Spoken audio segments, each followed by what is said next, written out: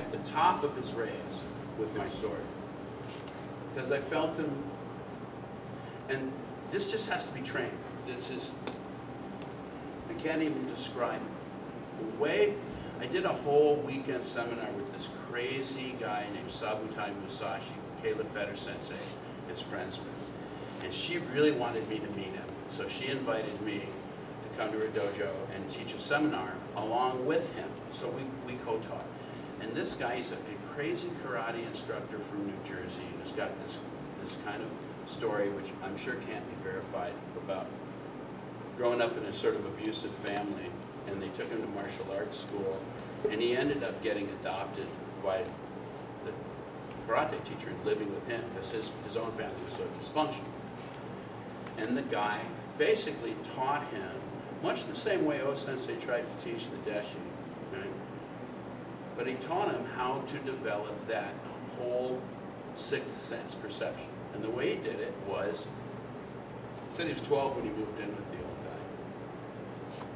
So he's in bed, and the old guy would come into his room in the middle of the night, pounce on him, and hold him down and say, "Throw me off."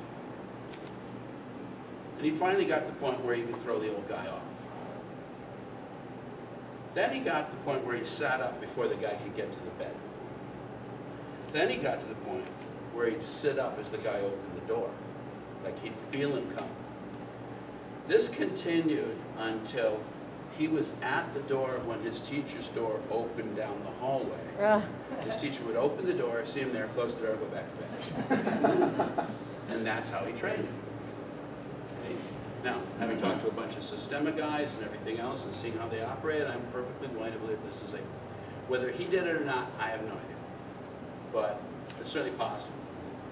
And the process is not unlike what O-sensei did. O-sensei had the deshi under instruction to try and attack him anytime, any place they thought he could get him. And there's all these stories about it. Okay, Mochizuki was, this is in the 30s, he was one of the Otomo for some big event.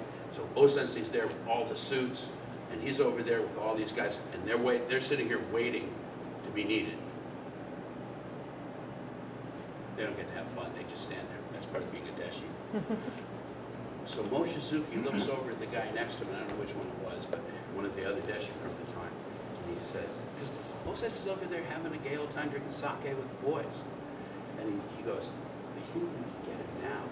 And O-sensei went, looked across the room, looked straight at him, and then went back to party. There's tons of stories there. Okay? So anyway, this guy Musashi ended up with what he did for a demo. He did some extraordinary stuff, and the guy is either a Las Vegas quality illusionist, or he really can do what he's doing. And I really, the guy's good enough I couldn't tell the difference. But he did some stuff where he did a double blindfold. He had a blindfold and then a big black hood over his face, the whole thing. He put it on us, we couldn't see a thing. And he had a cane because he'd been in a car accident, so he was really kind of messed up. So he walked with a cane. So he went out to the bay doors and looked out in the parking lot, and they had the fans going, so you really couldn't hear anything. And while that happened, everybody went around the mat and positioned themselves in all sorts of different positions. And then he turned around, and you could see him kind of scan the room. And then he proceeded to walk up to each person, right up to him, and touch him with the cane. And in a couple cases, like one guy was standing as if he was in Jodan, he went up and touched his forearm with the cane. And I'm going, okay, I'm not really sure what to do with this. But then he did a bunch of stuff which were exercises for us to do. And we're doing it with each other. And all of a sudden you're going, whoa, because we were having moderate success with some of these things. And the one that was really got me was, he came over to me and he said, okay, close your eyes and put your hands out. And he said, when you feel me reach for your hand, pull it away. So I'm sitting there and I'm just kind of feeling for it. And I feel something in my left hand. I'm about to pull it away when I felt a real twinge in my right hand. So I pulled the right hand away. And I opened my eyes, and sure enough, his hand was hovering right over my hand. Okay? Now, there were people watching this, so it wasn't like he could make up some bullshit story about it. And I said, you know, I almost pulled the other hand away. And then someone said, pull this one.